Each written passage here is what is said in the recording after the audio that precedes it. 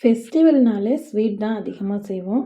அதுலேயும் முக்கியமாக குலாப் ஜாமுன் செஞ்சதாங்க அந்த ஃபெஸ்டிவலே ஒரு ஃபுல்ஃபில் ஆன மாதிரி இருக்கும். எல்லா ஸ்வீட்ஸுக்கும் தலைவனாக இருக்கிறது இந்த குலாப் ஜாமுனாக தாங்க இருக்கும். அந்த வகையில் இன்றைக்கி நம்ம எந்த ஒரு கிராக்கும் இல்லாமல் சூப்பராக ஜூஸியான ஒரு குலாப் ஜாமுன் தான் நம்ம இன்றைக்கி பார்க்க போகிறோம்.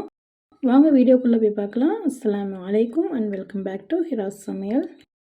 நான் இந்த குலாப் ஜாமுன் செய்கிறதுக்கு கடையில் வாங்கியிருக்கிற பாக்கெட் தாங்க எடுத்திருக்கேன். ஒரு பாக்கெட் குலாப் ஜாமுன் மாவை நான் அந்த ஒரு பவுலில் சேர்த்துக்கிறேன். சேர்த்துட்டு கட்டிகள் இருந்துச்சுன்னா அதை நல்லா உடச்சி விட்டுட்டு கொஞ்சமாக தண்ணி சேர்த்து கொஞ்சமாக தண்ணி சேர்த்து நம்ம சாஃப்டாக பிசைஞ்சிக்க போகிறோம். அழுத்தம் கொடுத்து பிசைஞ்சிக்காதீங்க, ஏன்னா குலாப் ஜாமுன் ஹார்ட் ஆகிடும். நல்லா சாஃப்டாகவே நம்ம இதை பிசைஞ்சு எடுத்துக்கணும். நம்ம சேனலுக்கு நீங்கள் புதுசுனா நம்ம ஹிராஸ் சமையல் சேனலை சப்ஸ்கிரைப் பண்ணி ஃபாலோ பண்ணிக்கோங்க. மாவை பிசைஞ்சிட்டு மூடி வச்சு ஒரு 10 நிமிஷம் நம்ம வெயிட் பண்ணலாம். ஏன்னா அப்போ தான் எந்த ஒரு கிராக்கும் இல்லாமல் சாஃப்டாக உருண்டை வரும். இந்த 10 நிமிஷம் கேப்பில் நம்ம இந்த குலாப் ஜாமுனுக்கு தேவையான சுகர் சிரப் செய்ய போகிறோம். அதுக்கு நான் இங்கே ஒரு பெரிய அகலமான பாத்திரத்தில் 2 கப் சுகர் எடுத்திருக்கேன். கூடவே 2 கப் தண்ணி சேர்த்து இது நல்லா நம்ம கொதிக்க வச்சுக்கலாம். நீங்கள் விருப்பப்பட்டால் ஏலக்காய் தூள், குங்குமப்பூ எல்லாம் சேர்த்துக்கலாம் வாசனைக்காக. நான் இங்கே எதுவுமே சேர்க்கலை, ஏன்னா நம்ம ரெடிமேட் மிக்ஸில் செய்கிறதுனால ஏலக்காய் வாசம் இருக்குது. அதனால் நான் ஏலக்காய் பவுடர் போடலை. கொஞ்சமாக ஃபுட் கலர் மட்டும் சேர்த்துக்கிறேன். இதுவும் ஆப்ஷனல் தான், நீங்கள் விருப்பப்பட்டால் சேர்த்துக்கலாம். சர்க்கரை பாகு ஒரு கம்பி பதம் வரவே கூடாதுங்க, அரை கம்பி பதம் வந்தால் போதும்.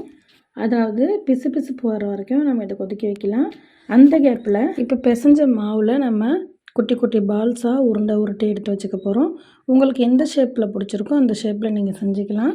நான் இன்றைக்கி எல்லாமே ஒரே சைஸில் பால்ஸாகவே நான் இப்போ எடுத்திருக்கேன். எல்லா மாவுலேயும் நம்ம உருட்டினதுக்கப்புறம் அதை காய விட்டுறக்கூடாது, உடனே நம்ம பொரிச்சு எடுக்கணும். காஞ்சிச்சின்னா மேலே கிராக் விழுந்துடும், அதாவது வெடிப்பாக வந்துடும். அதனால் காய விடாமல் உடனே நம்ம பொரிச்சு எடுத்துக்கணும்.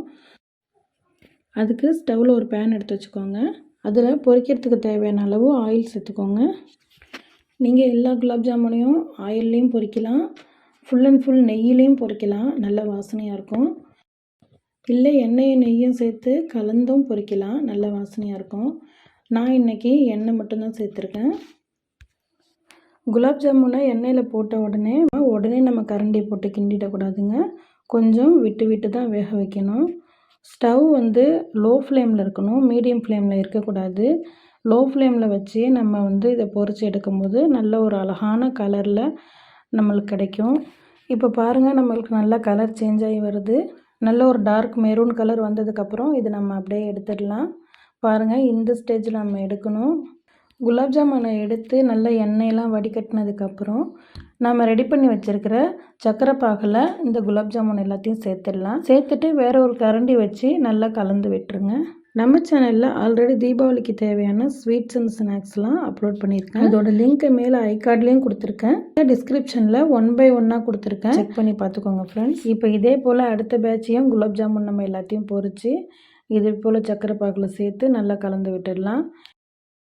இதை உடனே சாப்பிட்றத விட நல்லா ஊற வச்சு சாப்பிட்டா டேஸ்ட்டாக இருக்கும். அதையும் ஃப்ரிட்ஜில் வச்சு சாப்பிட்டா இன்னும் நல்லா டேஸ்ட்டாக இருக்கும். இப்போ இந்த குலாப் ஜாமுன் ஒரு 2 மணி நேரம் நல்லா ஊறுச்சுன்னா போதுங்க, நல்ல செம்ம டேஸ்ட்டாக இருக்கும். இந்த ஜீராவில் நல்லா ஊறுச்சுனாக்கா குலாப் ஜாமுனோட டேஸ்ட்டு நல்லா அதிகரிச்சுக்கிட்டே இருக்கும். அவசரம் தாங்க முடியாமல் உடனே சாப்பிட்டிங்கன்னா அது டேஸ்ட்டு கொஞ்சம் கம்மியாக தாங்க இருக்கும்.